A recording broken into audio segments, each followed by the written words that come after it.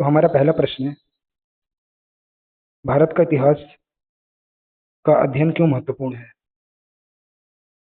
तो इसका सही आंसर है अतीत को समझने के लिए, ऑप्शन बी।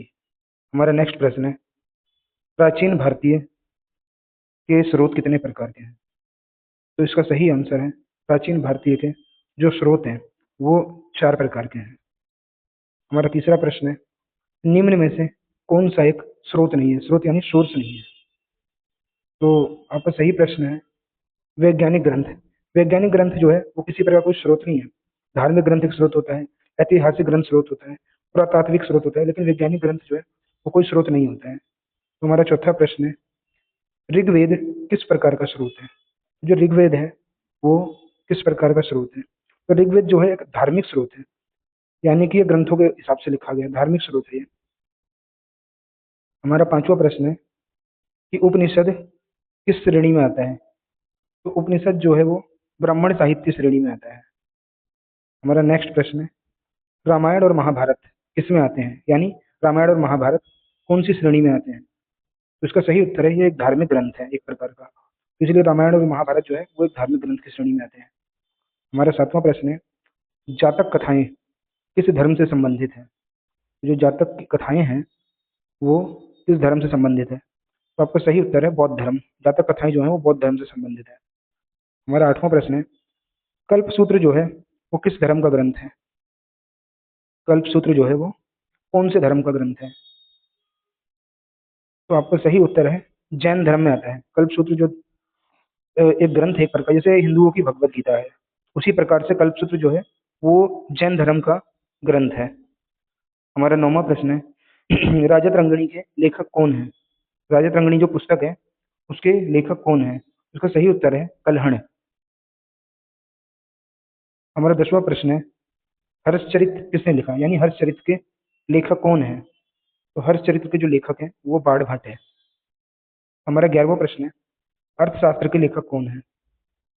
अर्थशास्त्र के लेखक कौन है? ये बहुत इंपॉर्टेंट प्रश्न है, ये कई बार आ चुका है एग्जाम में। तो इनके जो लेखक हैं वो चाणक्य हैं, जिन्हें कौटिल्य भी कहा जाता है। हमारा 12वां प्रश्न है, अभिज्ञान शाकुंतलम किसकी रचना है? यानी अभिज्ञान शाकुंतलम है वो किसकी रचना है? तो इसका सही उत्तर है ए कालिदास। हमारा 13वां प्रश्न है, मुद्रा राक्षस के लेखक कौन है? तो मुद्रा राक्षस के जो लेखक है वो विशाखा दत्त हैं। आप इन्हीं सब प्रश्न को रट लीजिएगा या 2-3 बार देख लीजिएगा, आपको वैसे ही याद हो जाएगा। हमारा 14वां प्रश्न है, स्वप्न वासवदत्ता के रचयिता कौन है?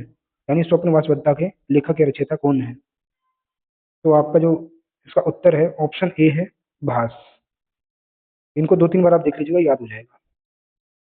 हमारा 15वां प्रश्न है, गाथा सप्तशती द्वारा रचित किसके द्वारा रचित है? यानी गाथा सप्तशती है उसकी रचना किसने की है? तो इसका सही जवाब है ऑप्शन बी हॉल, यानी इनको सातवाहन भी कहा जाता है। हमारा 16वां प्रश्न है, नागानंद किसने लिखा? नागानंद जो है वो किसने लिखा? तो इसका सही उत्तर है ऑप्शन ए हर्षवर्धन। हमारा 17वां प्रश्न है, माल विकाग्नि मित्रम किसकी रचना है? माल विकाग्नि मित्रम किसकी रचना है? तो इसका सही उत्तर है कालिदास, यानी माल विकाग्नि मित्रम किसकी रचना है? कालिदास की। हमारा 18वां प्रश्न है, विदेशी विवरण में क्या शामिल है? विदेशी विवरण का मतलब क्या हुआ? फॉरनर एक्सप्लेनेशन या डिटेल्स, यानी विदेशों के बारे में जो हमें विवरण मिलता है, डिटेल्स मिलती है, वो किस चीज में शामिल है? वेद में, अभिलेख में, यात्रियों के लेख में या सिक्के में?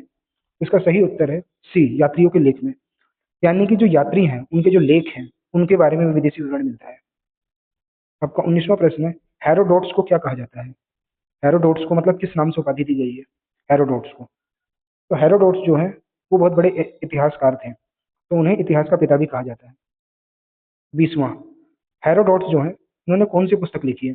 अब सीधी सी बात है, हेरोडोट्स इतिहास के पिता हैं यानी हिस्ट्री के पिता हैं, तो इसका उत्तर क्या होगा? हिस्टोरिका, सिंपल सा है। 21वां का है इंडिका। इंडिका पुस्तक किसने लिखी है?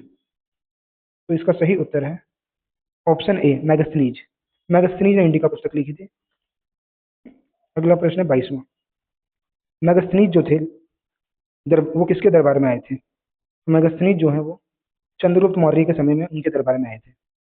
आपका 23वां प्रश्न है, फाहियान। फाहियान जो यात्री भारत आया था वो किस देश से आया था? इसका उत्तर बता सकते हैं? फाहियान जो है वो चीन से आया था, ऑप्शन बी चीन। 24वां, हिनसांग। हिनसांग जो था वो भी एक विदेशी यात्री था। वो किस शासक के समय में, भारत में उस समय कौन सा शासक था जिसके समय वो भारत आया था? हिनसांग। तो हिनसांग जो है वो हर्षवर्धन के समय में आया था। अब याद कैसे रहेगा? हा से हिनसांग, हा से हर्षवर्धन। आपका 25वां प्रश्न है, इत सिंह ने किसका वर्णन किया? इत सिंह जो है उन्होंने किसका वर्णन किया? तो इसका सही उत्तर है विश्वविद्यालय का। आपका अगला प्रश्न है, पुरातात्विक स्रोत में क्या शामिल नहीं है? पुरातात्विक मतलब आर्कियोलॉजी, पुरानी वस्तुएं, पुराने समय की चीजें, उसमें क्या शामिल नहीं है? अभिलेख तो पुराने समय की चीजों से शामिल है ही है, सीधी सी बात है। सिक्के भी उस समय मिलते थे, मूर्तियां मिलती थी, ग्रंथ नहीं था इसमें संबंधित। तो आपका सही उत्तर है, अगला प्रश्न आपका, अभिलेख किस पर मिलते हैं? अभिलेख जो है वो किस पर मिलते हैं? तो इसका सही उत्तर है, अभिलेख जो है वो आपको पत्थर पे या धातु पे मिलते हैं। आपने देखा होगा कई जगह, आप पुरानी जगह जाएंगे तो वहां पे आपको पत्थरों पे, धातुओं पे कुछ चीजें लिखी हुई मिलती है, उन्हें अभिलेख कहते हैं। मोस्टली वो पत्थर पे या धातु पे लिखी हुई मिलती है। अब इसमें पूछा अभिलेख के अध्ययन को क्या कहते हैं, ये कई बार आ चुका है प्रश्न और इम्पोर्टेंट भी है इस दृष्टि से। तो अभिलेख का जो अध्ययन होता है, यानी अभिलेखों को जो पढ़ने की प्रोसेस होता है, उसको एपिग्राफी कहते हैं, ऑप्शन बी एपिग्राफी। तो अगला प्रश्न है 29वां, कि सिक्कों के अध्ययन को क्या कहते हैं? उस समय जो पुराने कॉइन्स होते थे, सोने के चांदी के सिक्के, उनके अध्ययन को क्या कहते हैं? तो ये इंग्लिश में भी इसको आपका न्यूमिसमेटिक्स कहते हैं, इंग्लिश में भी, जो कि इसकी स्पेलिंग होती है न्यूमिसमेटिक्स।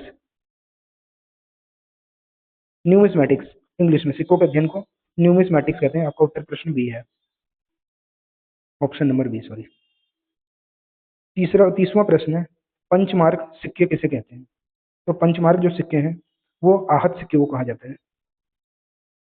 31वां प्रश्न है, प्राचीन सिक्के किन धातुओं के बने होते थे? यानी जो प्राचीन सिक्के होते थे किस धातुओं से बने होते थे? तो इसका सही उत्तर है, कुछ तांबे के भी होते थे, कुछ सोना के और कुछ चांदी के भी होते थे।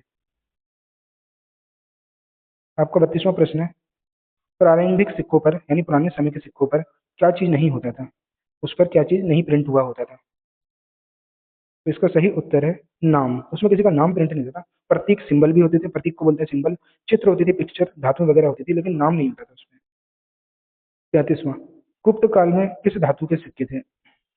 यानी कि गुप्त काल के समय में किस धातु के सिक्के चलते थे? तो इसका सही उत्तर है ऑप्शन बी सोना, सोने के सिक्के। 34वां,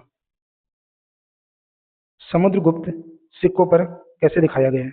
यानी जो समुद्रगुप्त शासक है उसको सिक्कों पे किस अवस्था में दिखाया गया है? युद्ध करते हुए, वीणा बजाते हुए, या घोड़े पर या सिंहासन पर? तो इसका सही उत्तर है वीणा बजाते हुए। समुद्रगुप्त वीणा के बजाने के बहुत शौकीन थे, इसलिए उन्हें वीणा बजाते हुए दिखाया गया है। अगला प्रश्न आपका 35वां, कि दीपवंश और महावंश किस धर्म से जुड़े थे? तो दीपवंश और महावंश जो थे वो बौद्ध धर्म से जुड़े थे। 36वां आपका प्रश्न है, ललित विस्तार। ललित विस्तार जो है कि एक धर्म ग्रंथ है ये, और ये धर्म ग्रंथ किस धर्म से जुड़ा है? ललित विस्तार। तो ललित विस्तार जो है वो बौद्ध धर्म से जुड़ा हुआ है। 37वां, पाणिनि। पाणिनि, पाणिनि जो है वो किस विषय से जुड़े थे? तो पाणिनि जो थे वो किस विषय से जुड़े थे? तो पाणिनि जो थे वो व्याकरण से जुड़े थे, उन्होंने व्याकरण पर बहुत काम किया था। 38वां है, पतंजलि ने कौन सा ग्रंथ लिखा? तो पतंजलि ने जो है महाभाष्य नाम का ग्रंथ लिखा था। अगला पूछा है, बाणभट्ट जो थे वो किसके दरबारी थे? यानी बाणभट्ट जो है वो किस शासक के दरबारी थे? तो बाणभट्ट जो है वो हर्षवर्धन के शासक के, हर्षवर्धन जो शासक था उसके दरबारी थे। 40वां प्रश्न है आपका, प्राचीन भारत का जो इतिहास है वो किस पर आधारित है? यानी जो प्राचीन भारत का इतिहास है हमारा, वो मुख्यतः किस पर आधारित है? तो ये जो है, इसका ऑप्शन जो है वो स्रोत है। यानी कि हम जो प्राचीन भारत का जो इतिहास है उसको, वो इतिहास हम किस सोर्स से प्राप्त करें? कल्पना से तो होता नहीं, अभिलेख वगैरह से, इन सब चीजों से, स्रोतों को इकट्ठा करके प्राचीन भारत का इतिहास लिखा गया है। इसलिए इसका सही उत्तर बी, ऑप्शन बी स्रोत है। तो ये 40 प्रश्न की क्विज थी। आप देखिए आपके कितने सही हुए। 3-4 बार इस वीडियो को देखिए तो पूरे याद हो जाएंगे, रटने की जरूरत नहीं पड़ेगी। तो ये अति महत्वपूर्ण प्रश्न है जो कि कई प्रतियोगी परीक्षाओं में आते हैं। ये वीडियो देखने के लिए धन्यवाद, और आगे भी ऐसी ही वीडियो पाने के लिए, अपनी जीके इंप्रूव करने के लिए हमारे चैनल को जरूर सब्सक्राइब करें और लोगों को शेयर भी करें।